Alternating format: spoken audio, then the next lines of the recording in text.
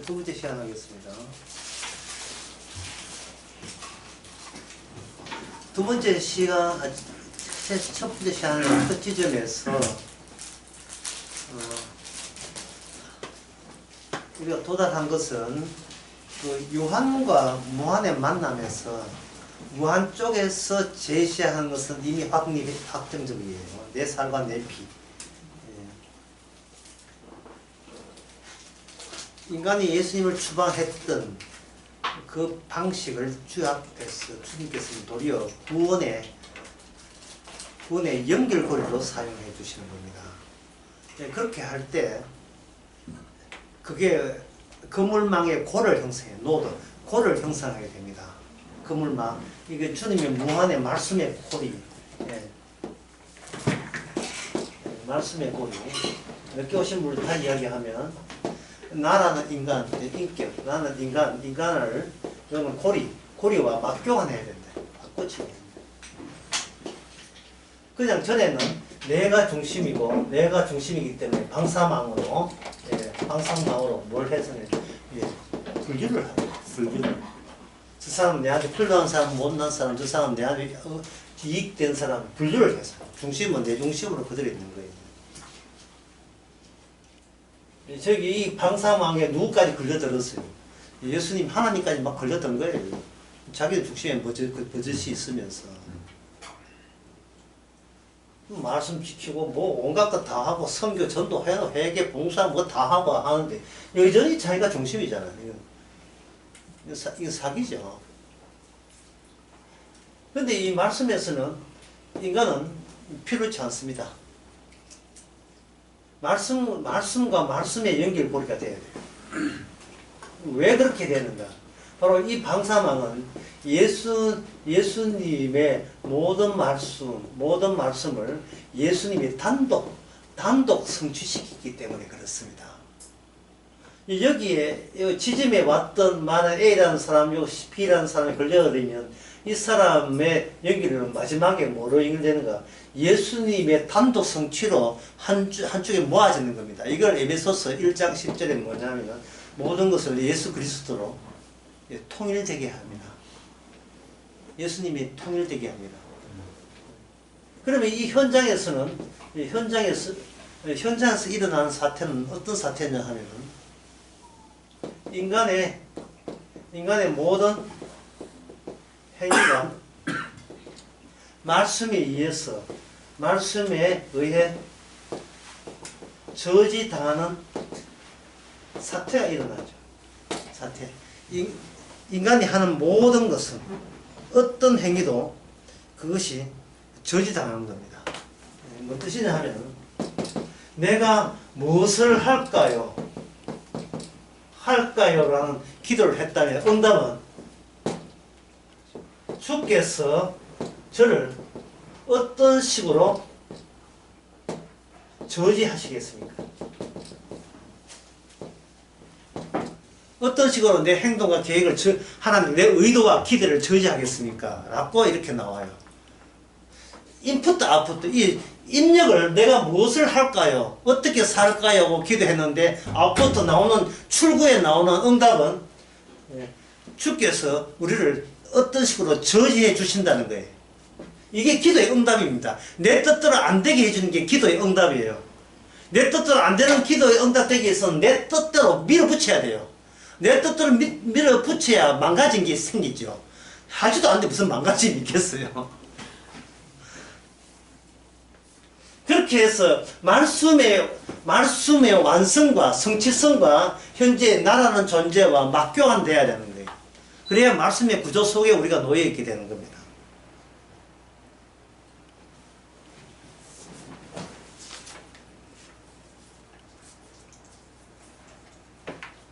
그러면 이러한 사태, 이러한 사건에 대해서 그럼 예수님은 팔짱 끼고 구경만 하시는가? 아닙니다.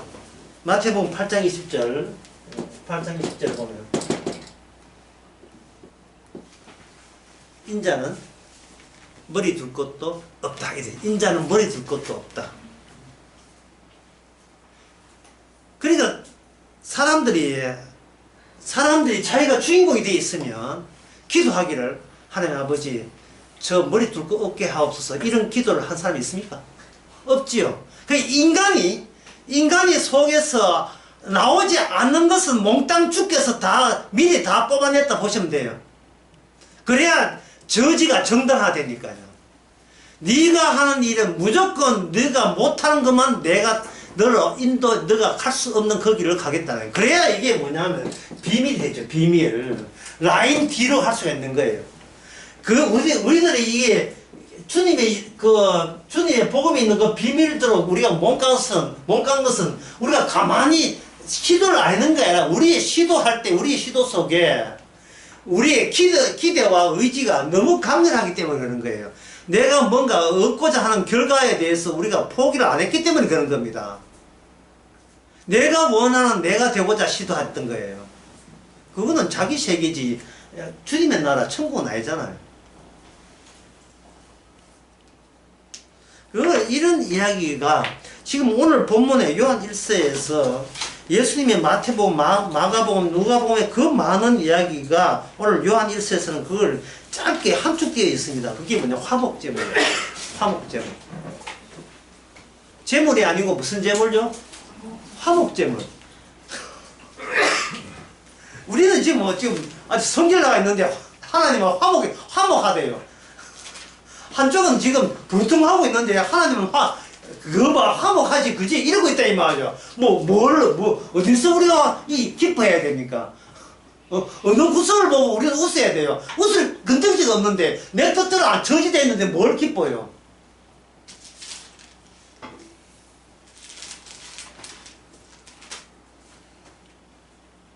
우리 죄를 화목제물, 화목하는 것은 서로 화해되었다. 예, 더 이제 불만 없게 되었다 이런 뜻이잖아요. 제대로 관계가 유지되었다. 정상적인 관계로 돌입했다. 그런 뜻이다. 화목제물이요. 근데 우리에게는 뭐냐면 우리의 그 화목제물로 인하여 우리의 뜻과 의지가 계속 좌절되고 있는데요. 근데 성경 그걸 화목제물이라고 하나님은 빙그레 지금 만족스럽게 웃고 있다 이 말이죠. 예, 웃으시는 거예요.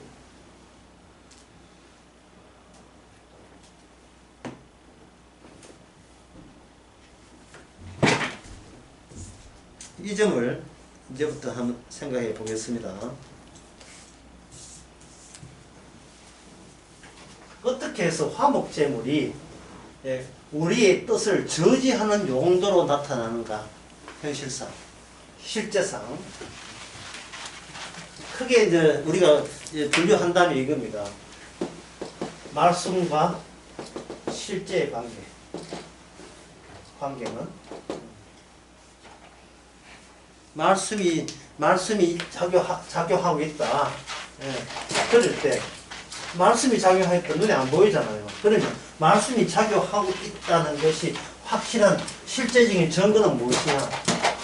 증거를 제가 쓰겠습니다.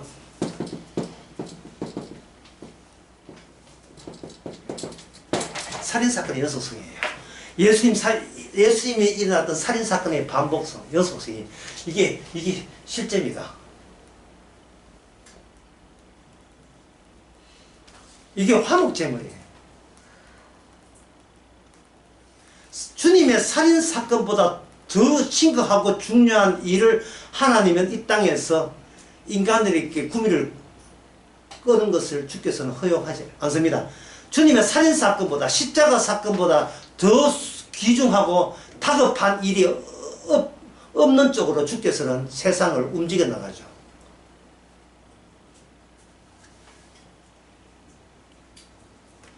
이거 살인사건의 연속성이라는 것은 인간의 모든 시도가 실패가 되는 구조를 작동시킵니다. 인간의 모든 시도가 실패가 되는, 실패로 끝나는 그런 구조를 주께서는 작동합니다. 너희들이 날 죽여놓고 네가 배불리기를 원했어? 이런 거지, 취지가. 네가 하나님을 죽여놓고 네가 이렇게 살 생각이나 그 마음을 먹었다 이 말이지.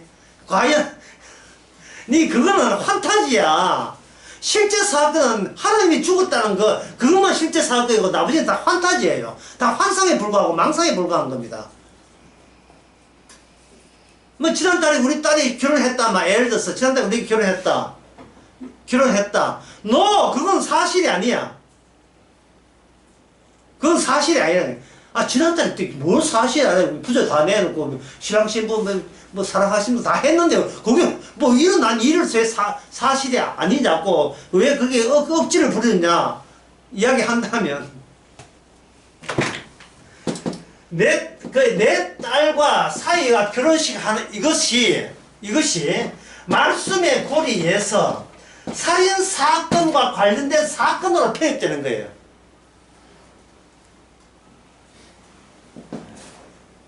갑자기 논리가 붕 떠붙죠. 예, 내 딸이 결혼식 했는데 예수님의 십자가 사건과 관련성이 있다고요. 이거는 루팡 사슬 탐정 200년 동네 이 어떻게 연관성이 되는가?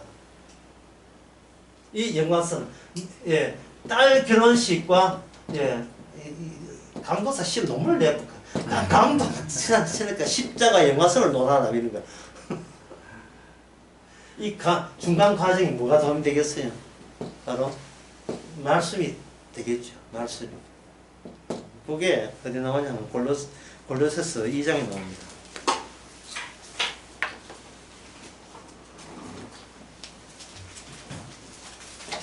2장 2절은 3절.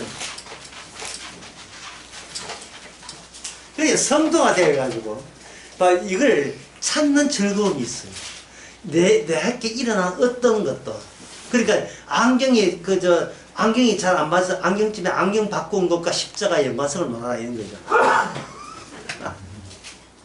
그건 즐거움이 있어요.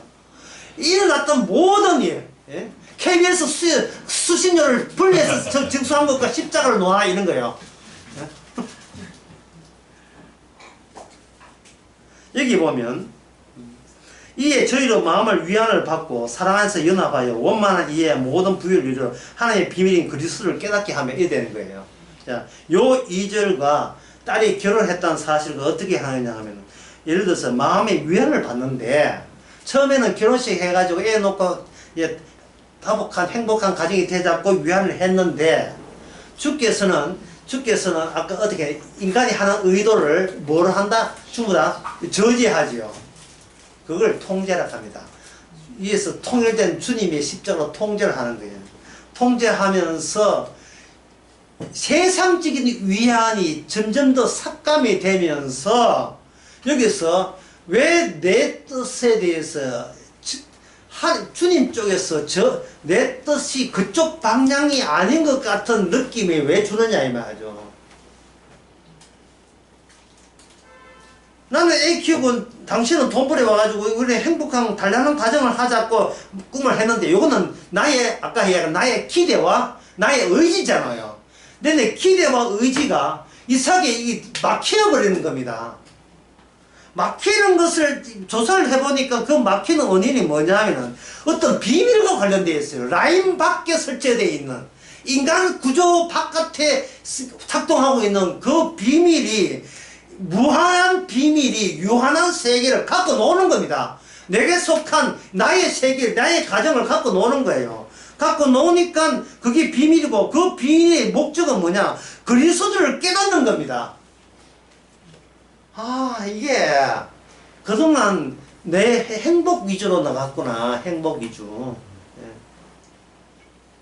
행복 위주로 나가면서 익히 내가 알고 있는 지식으로 우리는 돌려막기를 했는데 더 이상 주께서는 이걸 용납하지 않고 더 깊이 있는 그 안에 있는 지혜와 지식의 모든 감추어진 보화와 그 터치, 접촉할 수 있도록 나로 하여금 다른 세계에 눈을 뜨게 하는 작용이 그 능력이 어디서 나왔다? 십자가 능력에서 주어졌고 있다는 것을 깨닫는 딸이고 사이라면 대박이죠. 그거는 정말 말씀 구조, 인간 구조에서 말씀 구조로 이미 들어와 있는 사람이죠.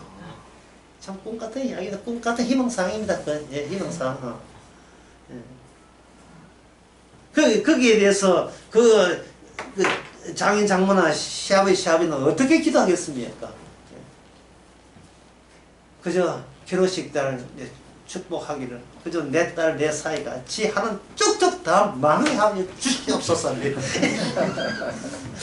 이렇게 기도할 용기 있는 사람이 있으면 나오면 그래요. 없지요. 그러니까 그들은 뭘 생각하냐면 애 놓고 남편 돈 잘 벌이고 달란한 가정. 근데 문제는 그 구조가 성경의 그 거물망 속에는 존재하지 않는다는 거예요. 인간 구조에는 있어요. 예, 남들 다 그렇게 사니까 그렇게 사는 것이 행복이라고 그렇게 다 그게 유행이 되어 있고 그걸 앞 사람을 뒤따라가는 쪽이니까 젊은 쪽에서는 앞에서 양육하는 대로 훈육하는 대로 교육시킨 대로 그게 인간처럼 사는 것처럼 그렇게 우리는 세뇌 받았잖아요. 가는데 주께서 강제로 빼돌리는 거예요. 새술은 새 푸대에 담아야지.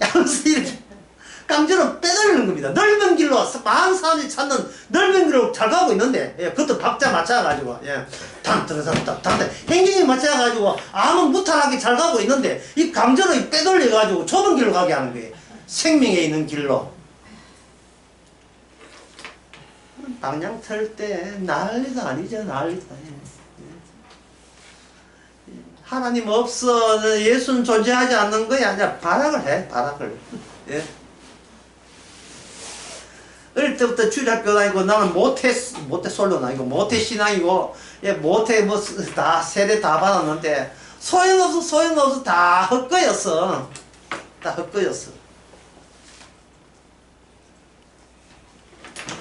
구약에서 우상숭배를 언급하는 것은 예, 우상숭배를 언급해서 예, 너의 숭배가 헛것임을 알려주는 겁니다. 이 구약의 예, 구약 언약의 효과예요. 예를 들어서 사무엘상 7장 3절 같은 경우에 보게 되면 사무엘이 이스라엘 온 족속에 대하여 너희가 전심으로 여호와께 돌아오거든 이방신들과 아스타로스를 너희 중에 제하고 너희 마음을 여호와께로 향하여 그만 섬기라. 너희가 그리스의 사람 손에서 건지시라 되어 있죠. 이 말은 뭐냐면 이방신과 아스타로스를 섬기는 것을 중지를 하고 그 다음에 누구만 섬긴다? 여호와만 섬겨버리면 그동안 블레셋의 압제에서 네가 벗어난다는 거예요. 여러분 이게 얼마나 말도 안 되는 거래인지 한번 보세요. 블레셋을 압제하도록 누가 조치했습니까? 여호와가 조치했잖아요. 그러면 여호와께서 그냥 블레셋을 일단 풀어주고 난 뒤에 선혜택 후조치 해주시면 되잖아요. 그렇잖아요. 물론 블레셋 풀어주고 그 다음에 내가 블레셋 풀어주겠다. 날 승기를 내야 돼. 예, 이게 더 자연스럽지 않습니까? 내만 그런가요? 예? 이거 뭐 도박하는 것도 아니고요. 내게 하는 것도 아니고 이게 뭡니까? 하나님이 인간을 상대로 그것도 약한 인간을 상대로 문제는 그들이 우상을 버리고 아스타로스를 섬기는 걸 버리고 여기에 돌아왔잖아요. 그래서 블레셋에서 해방됐죠. 문제는 이 어느 쪽이 문제냐 하면 여호와가 변했어요. 여호와 쪽에서 약속 위반해버린 거예요. 여호와 쪽에서. 자, 제가 우상 버렸습니다. 하나님, 예, 블레셋에서 이제 벗어났습니다. 이제 우리가 여호와 섬기면 되지요. 그럼 여호와 쪽에서 그때 알던 여호와가 아닌데 이거예요. 이제 와서. 왜냐하면 여호와는 마지막에 예수 그리스도 십자가에 갈 때까지 멈출 수가 없어요. 그 행진을. 그런데 인간은 말씀 돌려막기 해가지고 자기가 보호를 맞춰서 그 십자가 가까이까지 인간이 가야 백성이 되는 거예요. 누구든지 자기 십자가를 지고 예수님을 따라가야 되는데 따라가다가 멈추는 거예요. 난 갈래. 진짜 가다가 망할 수가 있겠네.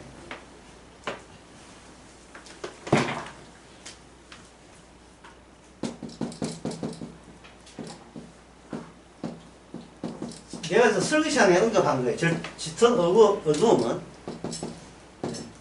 새벽에 언저리다. 예. 짙은 어두움은 바로 뒤가 바로 뒤 다 왔어요. 다 온 거예요. 짙은 어두움은. 예. 이 짙은 어두움이 무슨 뜻이? 짙은 어두움을 말씀의 구조에서는 우리에게 짙은 어두움을 줘서 우리를 인간과 말씀을 맞교환시키는 방법이 짙은 어두움이에요. 왜냐하면 모든 인간은 밤에 달의 지배를 받게 돼요. 모든 인간. 잘난 사람, 못난 사람, 인격이 훌륭한 사람, IQ가 높은 사람, 돈을 많이 번 사람, 가난한 사람, 부자 관계없어요. 밤에는 누가 지배자냐? 달이 지배자예요. 주님께서는 환란도 만드시고 빛도 만드셨습니다. 자기 백성을 건지는 방법은 그들이 어두움에게도 지배받을 수 있어야 빛에도 지배받을 수 있는 거예요. 지옥에서 지옥 삶을 할 수 있어야 그 지옥 삶을, 지옥 같은 더러운 이 삶, 지저분한 삶이 나한테 마땅함을 받아들일 수 있어야 천국에서 빛의 세계에 살 수가 있는 겁니다. 왜? 양쪽 다 누구의 지배이기 때문에, 말씀의 지배이기 때문에. 이거는 흥정 대상이 안 돼요. 하나님 하시는 걸 보고 믿고 안 믿고 그때가 제가 판단하겠습니다. 이것은 아직도 인간이 자기 착각을 하는 건데 이거는 바로 죄라 했지요. 그 인간은 자기가 죄인 것을 모르는 거예요. 다시 말씀드립니다. 구약에서 우상을 버리고 나를 따라할 때 이미 그것을 블레셋이라는 수갑을 채워놓고 네가 돌리면 수갑 풀어줄게 하는 거 똑같은 거예요. 그래서 나와서 회개하고 해서 여호와 한다고 해서 여호와께서는 그 블레셋 수갑이 마지막 수갑이 아니었어요. 또 다른 수갑이 있어요. 바빌론, 아수르 뒤에 보면 하나님의 형사가 한두 개의 수갑이. 작년에 그만큼 당했으면 올해는 편하겠지. 아니, 올해 수갑 또 있어요. 내년 좀 나았겠지. 없어요. 내년 수갑은 또 내년 더 큰 수갑이 또 기다리고 있어요.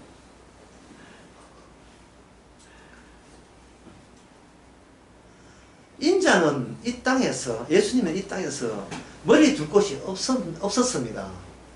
우리는 자꾸 머리 둘라 해요. 예. 좀 쉬었다 갑시다. 좀 쉬었다 가면 안 되겠어요. 너무 다독거리면 내가 자빠지니까 좀 머리 좀 두고 갑시다. 비교 확 빼고.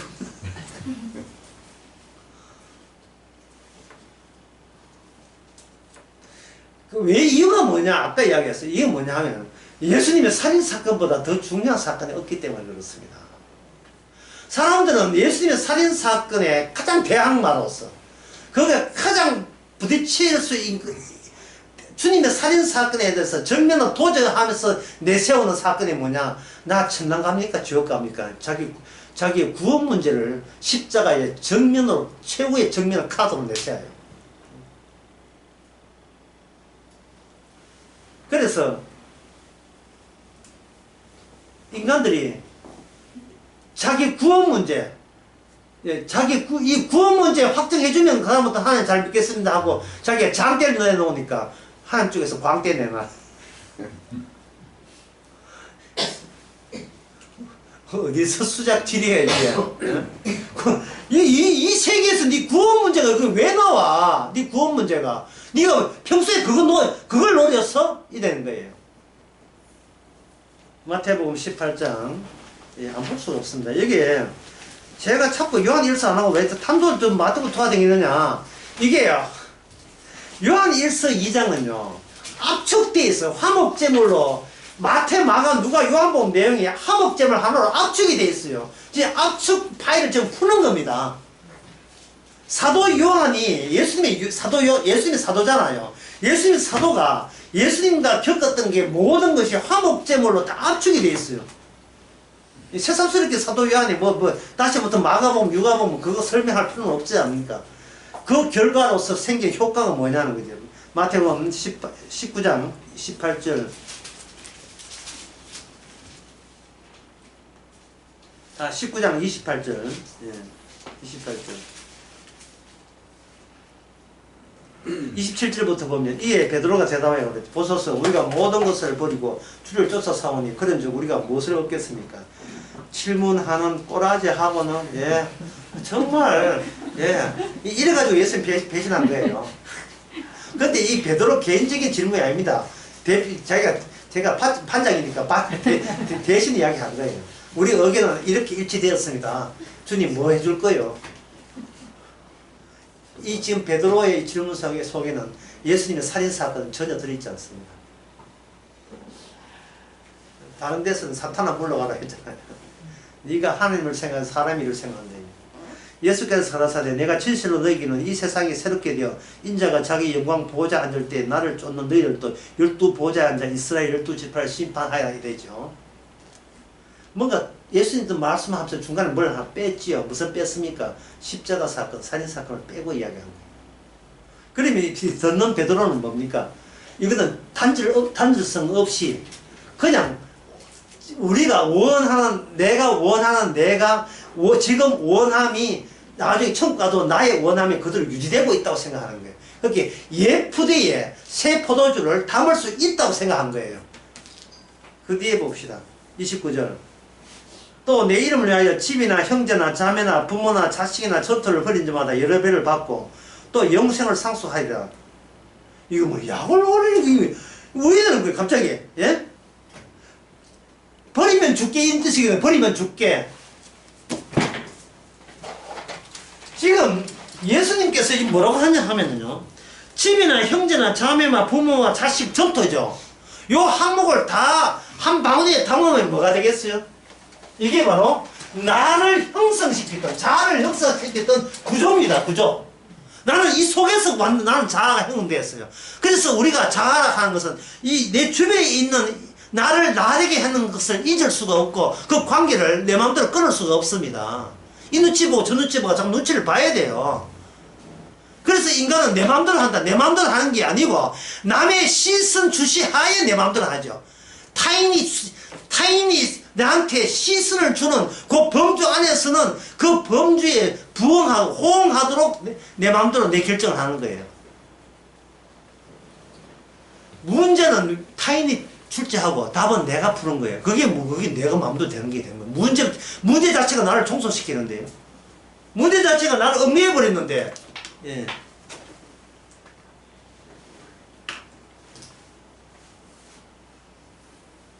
이미 너는 이 범주 안에서 행동해 라고 결정된 상황에서, 예? 결정된 상황에서 그걸 결정된 상황에서 우리가 행위를 함으로써 그걸 누구한테 검사 맡아요? 문제를 던진 자에게 숙제 검사를 맞는 식으로 우리는 평생을 살아가고 있는 거예요. 뭐 어른들 다 돌아가셨는데 자식은 타인 아닙니까? 나 엄마한테 실망했어. 이게 나오면 부모가 난 네 실망해서 그 소리보다 더 가슴 아픈 그거는 뭐냐? 너 엄마한테 실망했어. 앞으로 내 인생 조져놓건다. 엄마 책임인 줄 알아라. 뭐 이게 말은 안 하지만, 예. 말은 안 하지만 행동 자체가 그게 막 뿜어져 나오는데 그걸 간파하고 있는 이상 그거 어떻게 해였어요? 예. 그래 앞으로 잘해줄게. 그래 대출 받는데 얼마 필요나? 2억 큰 거 2장만 알았어. 내가 이렇게 해볼게. 참 나 엄마 참 훌륭한 엄마라고 생각해. 그 어디? 우리는 스스로 우리를 나쁜 엄마로 생각할 방향을 나쁜 엄마로 방향 지지를 안 해요. 왜? 평가를 남들이 하기 때문에. 남들이 나를 평가해 주기 때문에.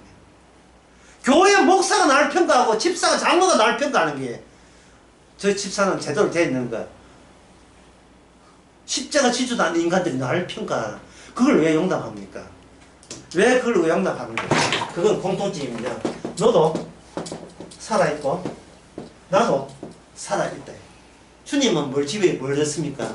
주님은 나는 죽었는데, 나는 사건 때문에 죽었는데, 죽은 인간들도 죽은 분의 평가를 들어야지. 멀쩡하게 살아있는 자의 평가에 주눅 들어가지고 죽은 살인사건은 완전히 배제할 때 주님의 저지가 작동되기 시작하는 거예요. 너도 살아있고 나도 살아있다. 이거는 뭐 뜻이냐 하면 너가 제대로 잘 살아있는지를 내가 감시할 거야 이 뜻이거든요. 이것이 누적이 되면 내가 절찍고 내가 제대로 잘 사는지 내가 감시할 거야 이래 돼요.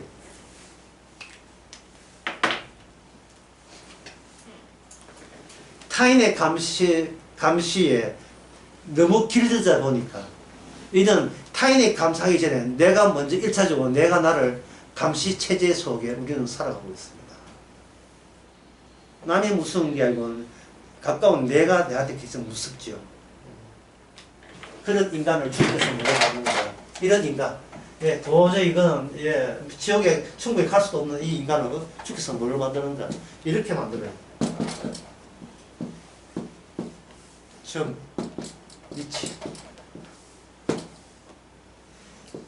하나의 지점으로 만들죠. 지점, 포인트로 지점을 만들어요. 점을 만들어요. 어떤 점, 십자가 사건이 터져버린 분학으로 만들어요. 분학으로. 이게 말씀이 운동력이 살아있는 결과입니다.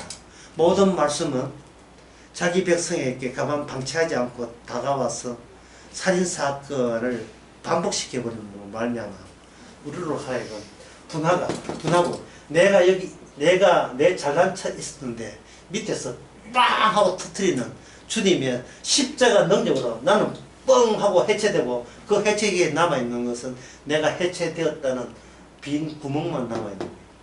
이 빈 구멍, 이 구멍, 요 테두리 이것이 바로 거듭난 성도의 자입니다.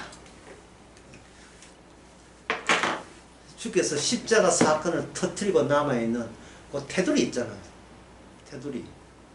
블랙홀은 아무것도 없어요. 하지만 블랙홀과 그 근처에 있는 그 경계선 있잖아요. 그 경계선이 바로 자아를 형성하는 겁니다. 그러면 전에 설교한 것처럼 하나님께서 우리에게 하시는 것은 결론적으로 뭐냐? 우리가 아무것도 아니다는 것을 언급함으로써 내게 어떤 것도 아무것도 없기에 아무것도 걱정할 것도 전혀 남아있지 않는 사람으로 만들어버려요. 그러면 이 사건이 터져버리면 이 빈 태도가 되죠. 그러면 성도가 또 있고 이쪽 성도가 있다면 성도가 그렇게 흔한 게 아닌데 이쪽만 하는 거야. 하여튼 성도가 이렇게 얘기했다 합시다. 4명 사이에 말씀으로 고리가 하나의 말씀의 구조가 형성되겠죠. 이것을 가지고 이걸 가지고 교회라고 이야기하는 겁니다. 아이고 그놈은 이제 교회 이야기 이제 몇 번 지났어요. 교회가 이제 나와요. 이걸 가지고 오늘 본문에서 나의 자녀들아. 공통점이 있다면 이 안에 십자가 사건에 터진 분화우죠. 화목제물 있잖아요. 화목제물. 이것도 화목제물. 내가 너하고 화목했다가 아니라 화목제물 자체가 여기에 담겨 있는 거예요. 화목제물 자체가 담겨 있는 거예요. 그게 이 화목제물은 우리하고 거래한 게 아니고 일방적인 화목제물이에요. 하나님께서 일방적으로 나 너 받아주기로 결정했어. 천국에서 너 받아주기로 결정했어.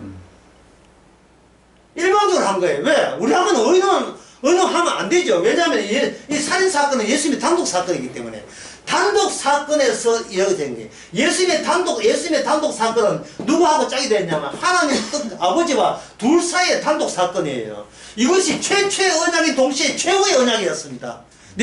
아버지여 내 살과 내 피를 받으시고 예 화목케 하옵소서. 예수님이 이 안에 들어와 계시고 우리는 그걸 예수님이 들어와 있다는 것을 보여주는 흔적으로서의 정상으로서의 태도를 있으니까 이 모임이 뭐냐? 이 모임에서 예수님의 화목제물만 여기서 교류가 일어나는 게 흐름이 이게 흐름이 일어나는 게 흐름이. 그러면 이제 그럼 성도의 대안은 어떻습니까? 요 테두리하고 요 안을 이야기하면 되죠. 요 테두리는 뭐냐? 나 오늘 또 깨졌어. 오늘 또 깨졌어. 나 원래 월급이 한 달에 250인데 이번 달에 750 들었어. 나 시험 들 뻔했어. 자랑하는 게지 뭐지 모르지. 나 시험 들 뻔했어. 이쪽은 당신 큰일 날 뻔했구나. 당신은 부자가 지가 했는데 당신은 다 참았는데 지옥 갈 수 있겠냐. 그래서 큰일 날 뻔했어. 나 요번에 그보다 큰 시험 받았어. 왜? 그냥 노는 땅에 뜯어놨더니 12개 올랐어. 나 이거 너 어떻게 할지 지금 보상금 받아가 보상금이 5억 이수 나왔는데 이게 어디서 설정나 모르겠어. 나 이게 큰 시험도 이 고민거리 어떻게 하면 좋아 형제님 이렇게는. 둘도 좀 미쳐 보이죠. 좀 정신이 이상해 보이죠. 이 세상에서. 예. 이쪽은 우리 애가 이거 3차 로스쿨 요번에 변호사시험 합격했어. 나 어쩌면 좋아. 예? 걔가 그냥 로스쿨 쓸 때는 그럼 아무나 여자하고 결혼할 건데 이제 변호사 됐으니까 이거 선보다 내가 귀찮아 죽겠어. 정말 이제 막 들어오는데 어쩌면 좋아 이러고 있다. 예. 또 이쪽은 뭐 저는 8절이고 뭐 계단 올라왔는데 지금 멀쩡해. 나 어쩌면 큰 시험 당해서 나는 빨리 죽어서 천국 가야 되는데 지금 나 세상에 더 살고 싶은 생각 막 들어요. 이거 어쩌면 좋아. 이러고 있다며 아주. 두 명만 미치면 네 명 다 미쳤네 이제. 교회는 이런 미친경이에 집합이야 돼. 이 미친경이 집합. 주께서 내 뜻대로 안 되는 것만 골라서 이야기하는 것. 내 뜻이 저지되는 것만 골라서 이야기하는 거예요.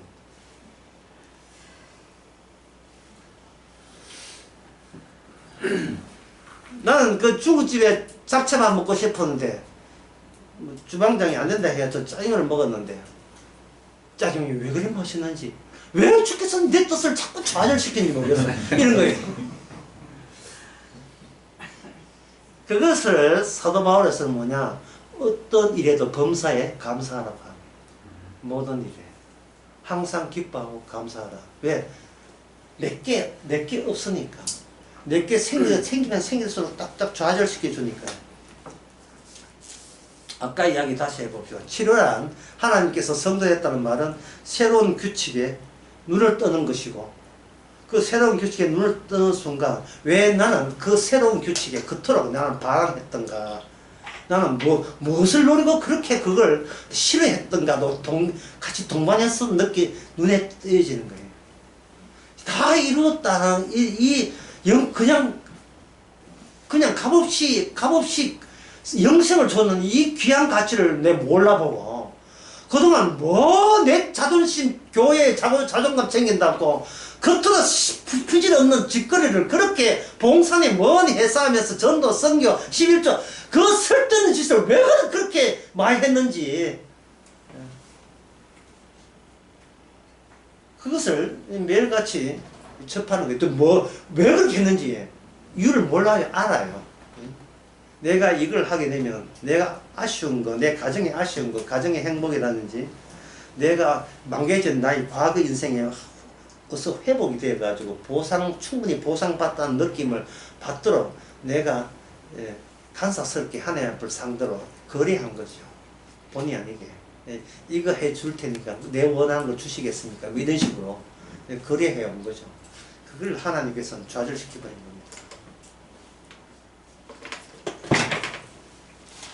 자, 그렇다면 조금 더 그걸 구체적으로 해보겠습니다. 지금도 충분히 구체적인데 또 구체적으로 하느냐. 이게 뭐냐면 아까 요한과 무한의 만남이 됐죠. 예. 요한은 폐쇄적입니다. 폐쇄적.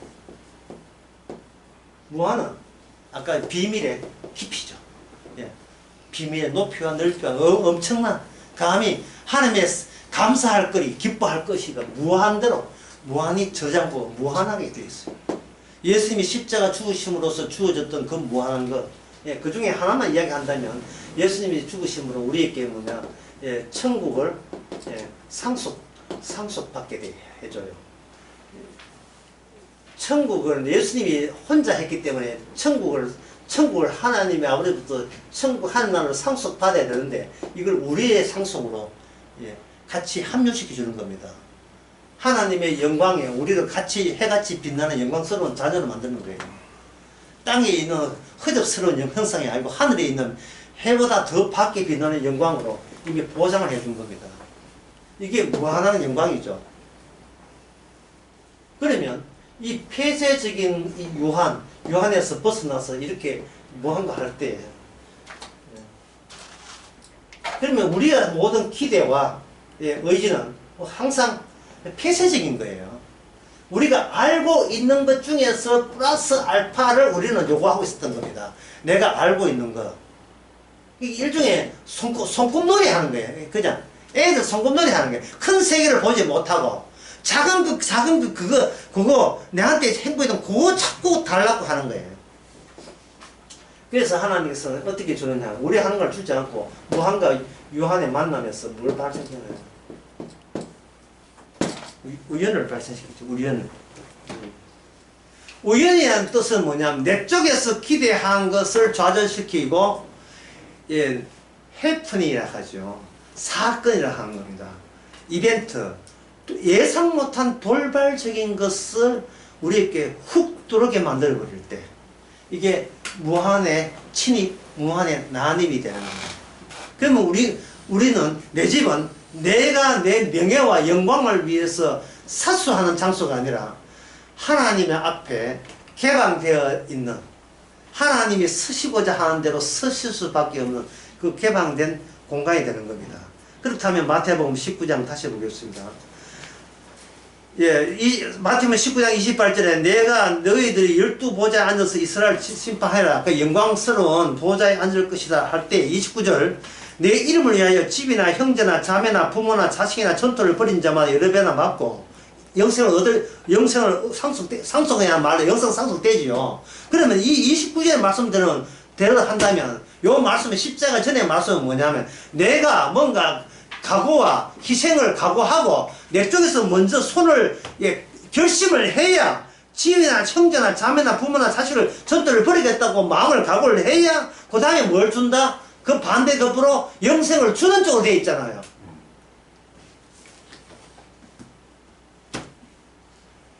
이게 뭐냐 하면은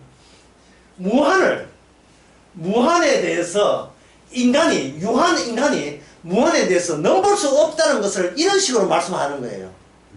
누군지 네가 오른손을 범죄하거든 찍어버리라. 이 말은 어느 누구도 자기 손을 찍어버려서 영생 얻을 자가 단 한 명도 없어요. 나한테 오른팔이 잘못했다고 찍어버리면 나한테 찍고 난 뒤에 후회 막심합니다. 왜? 달라질 게 아무도 없기 때문에. 오른팔 찍는다고 해서 오른팔 찍게 이게 나머지가 죄 안 짓겠어요? 왼팔도 죄 안 짓는데 안 짓겠어요? 왼팔 찍으면 사지 절단 나도 인간 죄는 남아있어요. 사지 절단이. 요한 1세에서 사도 요한이 이야기하는 겁니다.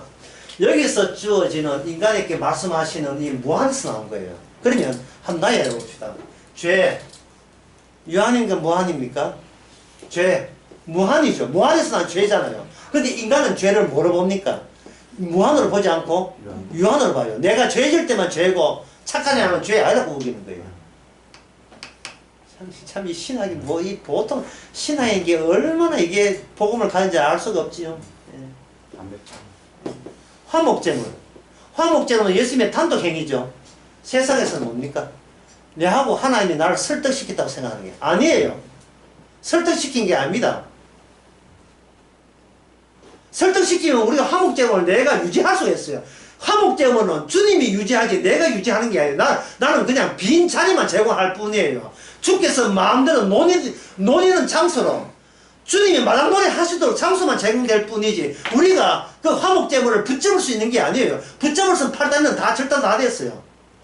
내 마음대로 주께서 내 마음대로 붙잡고 내 마음대로 뜬다고 그런 분이 아니에요. 주님은 딱 그들 내뿜는데 뭘 붙잡을 손이 있어 이런 거 붙잡습니까? 그 다음에 영생. 인간들은 영생을 오래 사는 거라고. 주님은 영생을 그래 보지 않습니다. 하나님의 영생은 인간들에게 상상도 못해요. 언어로 표현될 수 없습니다. 왜냐하면 이 영생은 인간의 무한한 저주와 죽음의 반대 개념이기 때문에 오래 사는 게 아니고 저주에서 벗어나는 게 영생이에요. 이게 무한 개념이에요. 그래서 이 무한 개념에 대해서 유한한 자가 무한 개념을 알 수가 없어요. 근데 알 수가 없는데 알 수 있어요. 어떤 경우에만 우연한 경우 가르쳐서 이게 사건화 되는 경우에만 그래요. 사건으로. 근데 사건은 돌았으면 잊어버린다는 거예요. 돌았어도 잊어버리고 안 돌았어도 잊어버려요. 근데 사건은 그냥 잊어버리게 돼 있어요.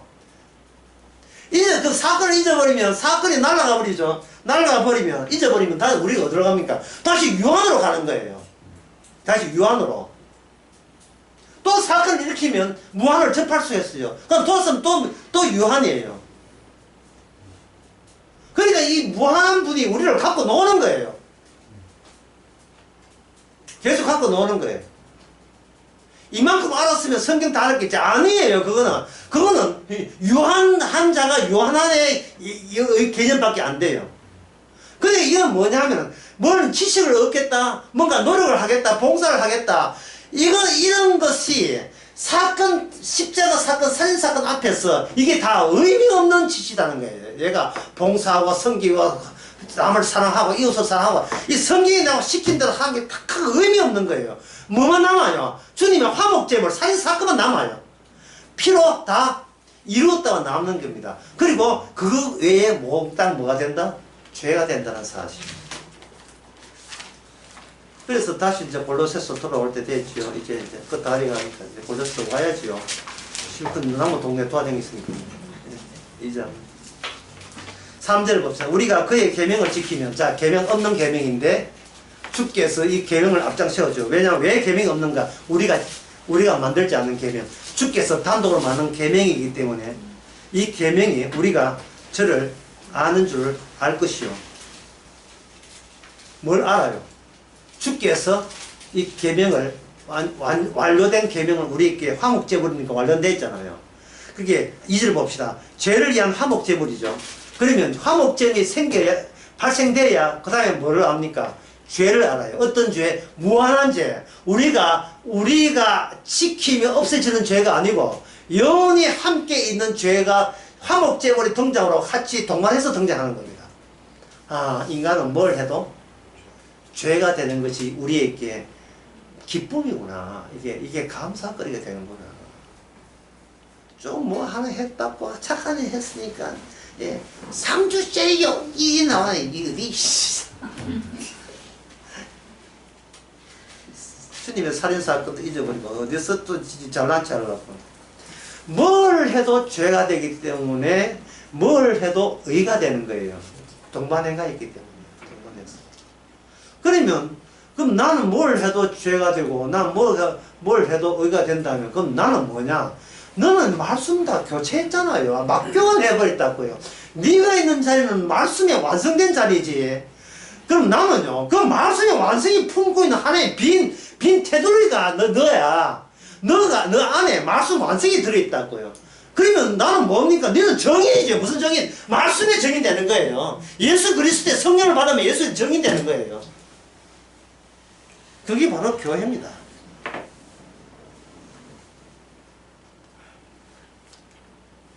이제 끝으로 한 말씀 마치겠습니다. 이 세상은 이미 접수됐어요. 십자가 살인사건이 접수했습니다. 접수했다. 그 다음에 무슨 말이냐? 그 다음에는 하나님의 계명을 눈 뜬 사람은 천국으로 데려가고 나머지는 그냥 방치하는 거예요. 방치하는 게 가장 큰 저주입니다. 교회를 40년 50년 되는데 아직도 복음이 믿기질 않아요. 누가 뭐래서 누가 처음부터 니네 믿기질 않았어. 왜 자꾸 네가 성경 지식이 포함됐다고 해서 좀 더 나아지고 하는 것은 죄의 무한함을 네가 너무 가볍게 얘기한 거예요. 죄를 우리가 다룰 수 있는 게 아닙니다. 의를 우리가 다룰 수 있는 게 아니에요. 화목제물을 다룰 수 있는 게 아닙니다. 우리가 우리 자신을 다룰 수 있지 않게 됨을 감사합시다. 기도하겠습니다.